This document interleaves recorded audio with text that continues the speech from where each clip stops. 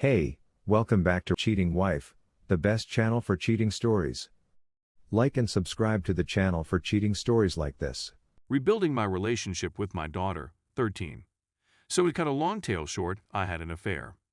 My daughter was the one who found me with the other guy in the act. It had been the worst day of our life. I'm not going to justify the affair because I know it was wrong. My daughter had always been a daddy's girl, and she quickly informed her father of what she had seen.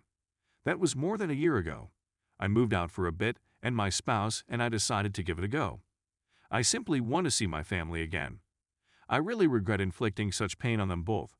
My husband is making an effort. Some days he can hardly hold his hatred for me, while other days he wants to make it work and tries to forgive me. It's a thrill ride. My daughter, on the other hand, is considerably more reliable. She despises me. For the last year, every second of every day. I've had some excellent days with my spouse, but none with her. When I moved out, she wouldn't talk to me at all.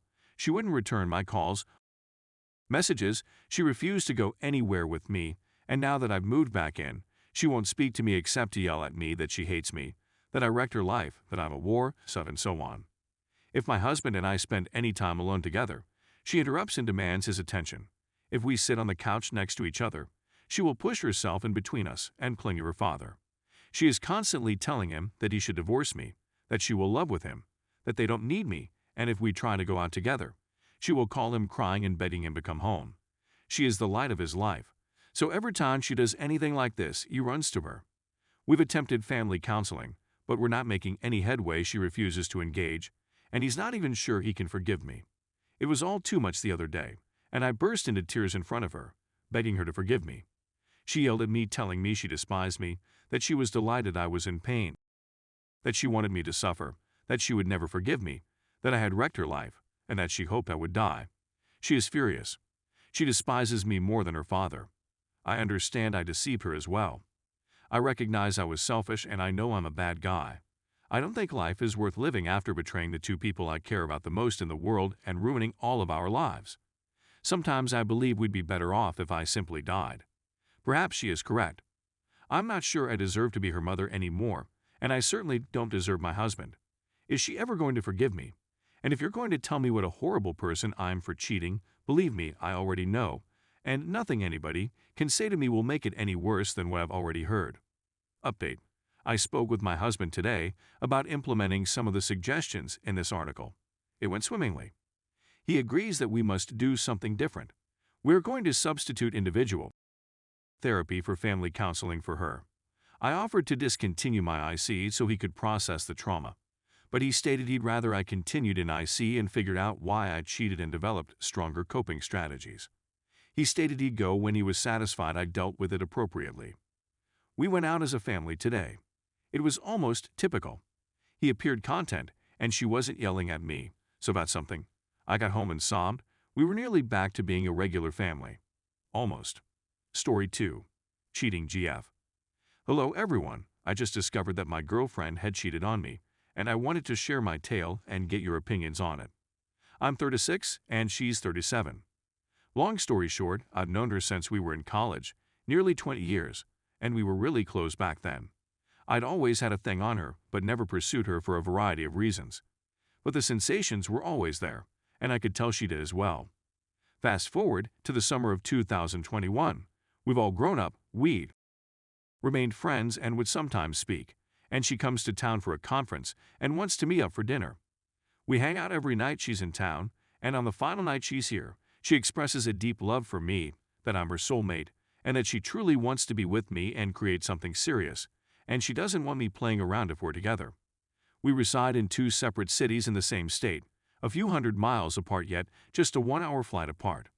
I'm overjoyed because I've been feeling this way for a long time, but it's never worked out. We agree to speak about it and attempt to get together as soon as possible. We eventually make arrangements to visit one another after a few months have passed due to demanding job schedules. We go to the happiest spot on the planet, and it's incredible. There were some jitters at initially, but we had a great day together. We'd finally gotten close, and the fireworks were genuine. We didn't say anything formal when we left and just played it nice, like, hey, I can't wait to see you again. Let's get together soon.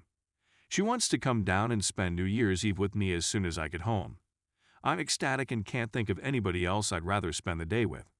We've been texting and talking on the phone for the whole month, and I'm beginning to think, yeah, maybe this long-distance thing can actually work. While I'm on dating apps, as is she, and conversing with females, I'm not going on any dates. I'm just keeping the water warm in case things don't go as planned. I removed my dating apps a few days before she arrived because I knew I simply wanted to be with her. At this moment, everything is okay. Nothing is exclusive, and we are not an official entity. Fast forward to New Year's Eve, she arrives, and we enjoy the nicest 3 days.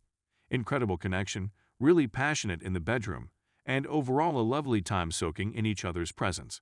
I ask her if she wants to be my girlfriend before she departs. I'm overjoyed when she says yes. In front of me, she deletes her dating app. We discuss being monogamous and exclusive, and she is fine with it. She returns home, and the first few days are fantastic. Then, one night on the phone, she informs me that some males are testing her and deeming her after she shared some photos of us on social media. So I ask, what are you saying to them? And how are you responding to them? She goes, yeah, just to make it quick. Then she tells me about this man with whom she's had an on-again, off-again relationship for the last 6 years, who reached out to her and was overjoyed for us. That made me very uncomfortable, and when I informed her about it, she assured me not to worry and that she'd never spend time with him alone. Only with other individuals if there was a work event with former colleagues. They used to work together, but she's moved on to another field. So I'm beginning to feel nervous about it, but I trust her and go on. A week later, she'll have a drink with some former coworkers before traveling to Costa Rica for a week to spend time with her father. I say, okay, have a good time, I'm going to bed, but text or phone me when you're on your way home. So I never hear back, and I get that strange pit in my stomach sensation. I ultimately persuade myself that I'm hallucinating and go to sleep about 2 a.m. Nothing when I woke up the following morning. So I call her, and she sounds strange on the phone.